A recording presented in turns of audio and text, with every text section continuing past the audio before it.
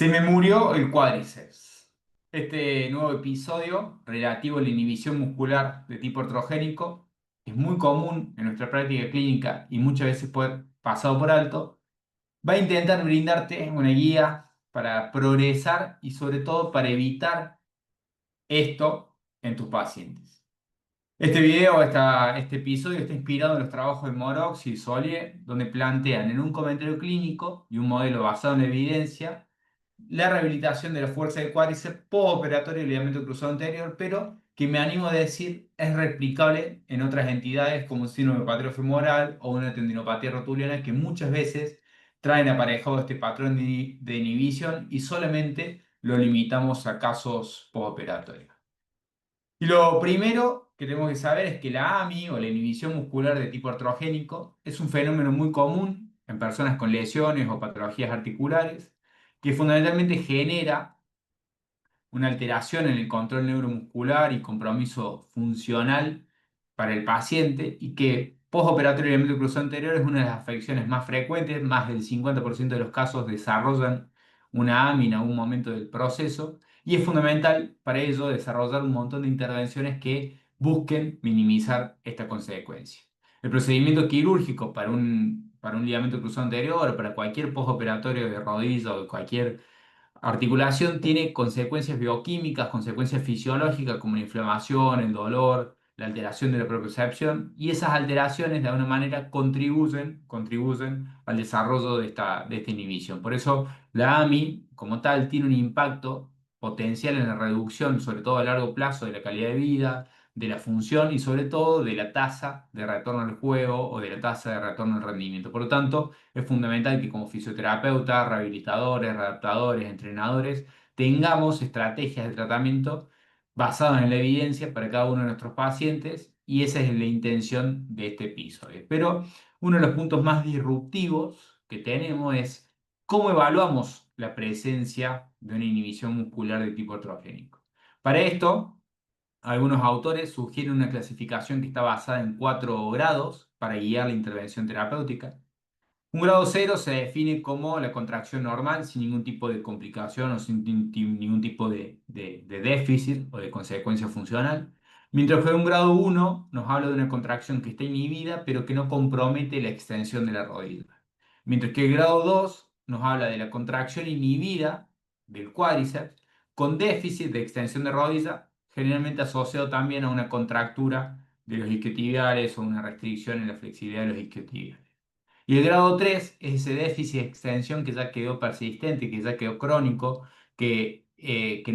compromete también a la cápsula posterior de la articulación. Sin embargo, por supuesto, estas escalas se basan principalmente en la experiencia clínica de cada terapeuta y tenemos cierta limitación desde el punto de vista de la evidencia con respecto a la validez y la confiabilidad de estos 4 grados.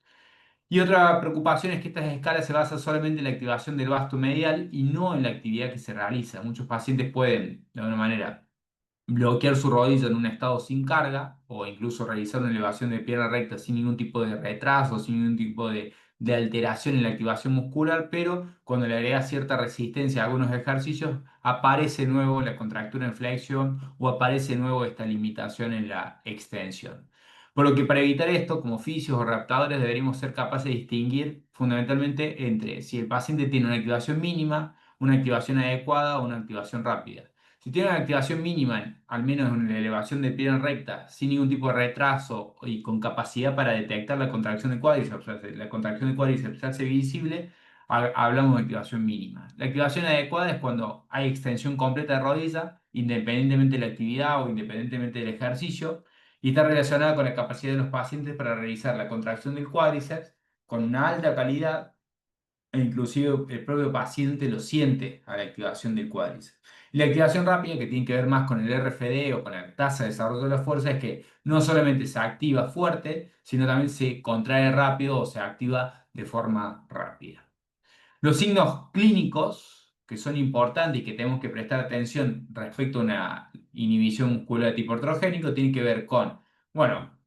por supuesto, el evaluar la actividad muscular es un factor importante, pero también sobre todo escuchar al paciente respecto a lo que nos relatan. Generalmente perciben dolor de manera espontánea y durante la actividad de la vida cotidiana. Y en la rehabilitación que se percibe comúnmente en las caras medial y en la cara lateral de la rótula. Le da una sentadilla, le da una prensa como ejercicio y no sienten el cuádriceps, sino que lo sienten en la rodilla o que la rótula se les bloquea. Entonces, a menudo la percepción de la inhibición se ve con estos cuatro signos evidentes. Pérdida de la sensación de contracción de cuádriceps visible o también relatada por el paciente. Dolor, atrapamiento, bloqueo rotuliano o sensación que la rodilla se le estrada. Y la sensación de inflamación o esta sensación de presión a nivel de la articulación. Entonces, si juntamos estos signos clínicos con las distintas formas de valorar la inhibición muscular que nos proponen en la literatura, podemos ir llegando de forma clara a un diagnóstico de AMI o inhibición muscular. Pero lo que tenemos que saber es que la atrofia por desuso muscular es solamente la punta del iceberg y que solamente representa el 10% de lo que vemos, mientras que los factores neuromusculares son el verdadero problema, haciendo que los ejercicios de fuerza, los ejercicios estándares, muchas veces sean insuficientes para tratar eficazmente esta problemática. Las alteraciones neuromusculares se dan por un desacople en el sistema nervioso o entre el sistema nervioso y el tejido muscular por esta inhibición, pero fundamentalmente por la presencia de citoquinas proinflamatorias, por el incremento del catabolismo proteico, por la pérdida de células satélites. Por lo tanto, desde el punto de vista de la intervención como terapeutas, nosotros debemos contar con estrategias, por supuesto, para el tejido muscular, para el sistema muscular, pero eso, recordemos, es la punta del iceberg. Por lo tanto, también tenemos que desarrollar estrategias para el sistema nervioso central o para el sistema nervioso periférico. A nivel muscular, los ejercicios convencionales, isometrías, isotónicos y sobre todo ejercicios que estén combinados con el BFR o con el entrenamiento de restricción de flujo. La inhibición recíproca a partir de la fatiga del isquiotibial también puede ser una muy buena idea para atacar el tejido muscular, pero la mayoría de las acciones deberían ir apuntadas al sistema nervioso central, puesto que la inhibición sucede en la corteza motora. Por esto, en este sentido, la utilización de la educación cruzada o eh, la imaginería motora, la realidad virtual, el biofeedback, la terapia por vibración, son muy buenas estrategias y por supuesto acciones para el sistema nervioso periférico, allí la estimulación nerviosa transcraneal, que no es muy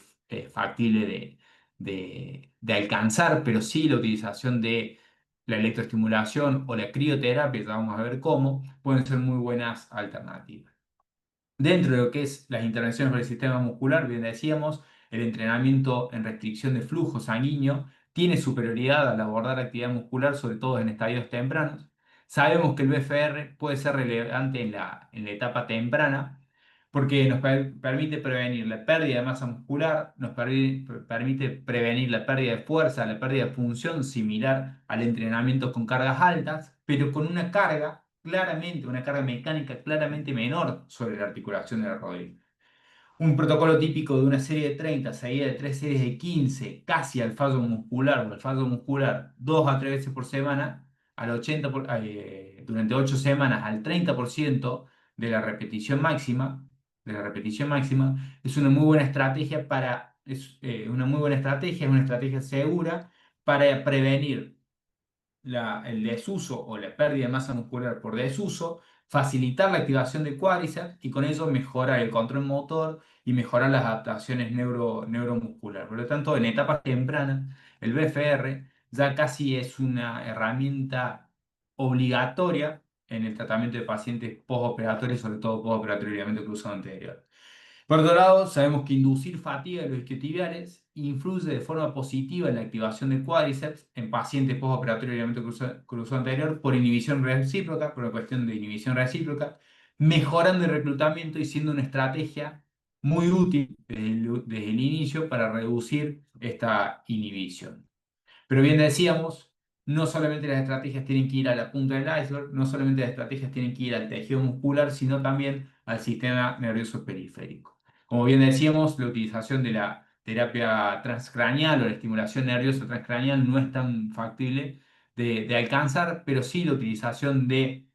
la electroestimulación o de la crioterapia. Nosotros sabemos que la electroestimulación, cuando se aplica antes o durante de los ejercicios, crea una ventana donde el potencial de excitabilidad motora a nivel neuronal y la unidad motora se restauran temporalmente. Entonces, la electroestimulación es una modalidad clínica que tiene el potencial de prevenir esta falta de activación de cuádriceps y la atrofia muscular que se asocia a esta falta de activación, puesto que inicia potenciales de acción a nivel intramuscular, lo que resulta en la contracción involuntaria del músculo. Por lo tanto, es una muy buena herramienta que tenemos que considerar. La podemos utilizar 2 a 5 veces por semana durante al menos 6 semanas, ¿sí? Y ahí la podemos utilizar tanto en modalidad pasiva como combinada con ejercicios de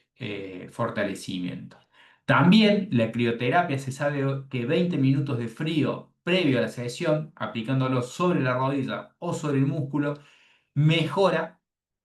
la excitabilidad del pool neuronal y aumenta el torque de extensión cuando se combina luego con ejercicios de fortalecimiento. Por lo tanto, la crioterapia aplicada 20 minutos antes de la sesión puede ser una muy buena estrategia para atacar al sistema nervioso periférico junto con, como bien decíamos, con la electroestimulación en modalidad pasiva o combinado con algunos ejercicios isométricos o ejercicios isotónicos, perdón.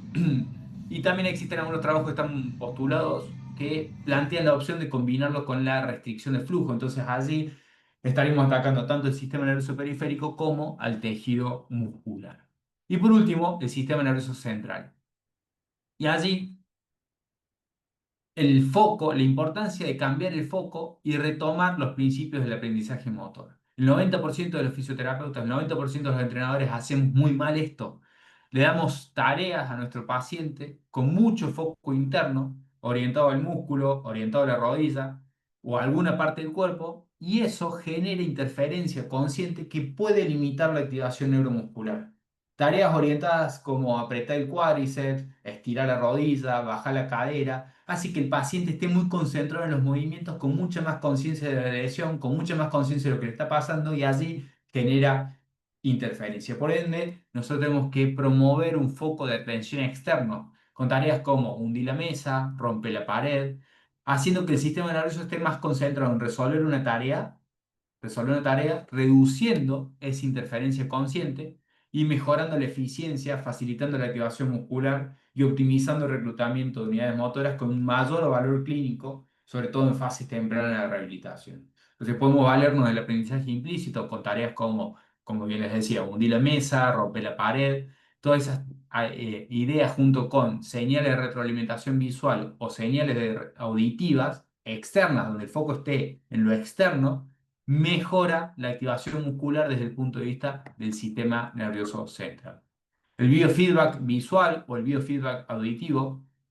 combinados con estrategias para el sistema nervioso periférico, como la utilización de la electroestimulación o la utilización del BFR que ataca más al tejido muscular, pueden ser una muy buena idea. Entonces, pedirle la contracción, pedirle que apriete una pelota o apriete un almohadón cada vez que escuche el sonido de un metrónomo, puede ser un muy buen feedback y no le estamos diciendo que active el cuádriceps, sino simplemente le pedimos que se guíe por la contracción del metrónomo, el ruido del metrónomo. O en caso de que contemos con un dinamómetro, podemos conectarlo a una pantalla y en vez de pedirle que contraiga el cuádriceps, le decís que lleve la línea lo más alto posible. En el software lo seteas de forma tal que le muestre la línea y que le muestre cuánta fuerza está haciendo y el paciente va a estar más conectado con intentar llevar la línea lo más alto posible y que cada contracción o cada repetición supere esa línea. Por lo tanto, eso genera una retroalimentación muy, muy importante, muy positiva para poder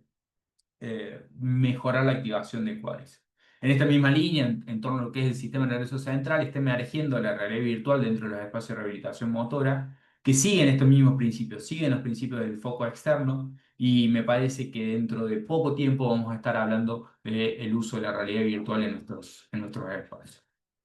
En conclusión, sabemos que la AMI es una condición frecuente, no solamente en la reconstrucción del ligamento cruzado anterior, sino también en muchas afecciones de rodilla. El tratamiento fisioquinésico, el tratamiento de la rehabilitación, la adaptación o el entrenamiento implica ir más allá del tejido muscular y entender la afección en el plano neuromuscular. Por ello, debemos contar con distintas estrategias para abordarla, desde estadios iniciales hasta estadios avanzados en el proceso de la rehabilitación. Es un tratamiento multifacético que requiere de una comprensión integral de los distintos niveles de activación, de los signos clínicos y las distintas modalidades de intervenciones, pero sobre todo, como siempre, es clave una evaluación integral del cuádriceps, adaptando el programa a las necesidades de cada persona. E idealmente, combinar terapias dirigidas al sistema muscular, al sistema nervioso o al sistema periférico, puesto que es clave para optimizar los resultados. Espero que este episodio te haya servido, te haya ayudado y que de alguna manera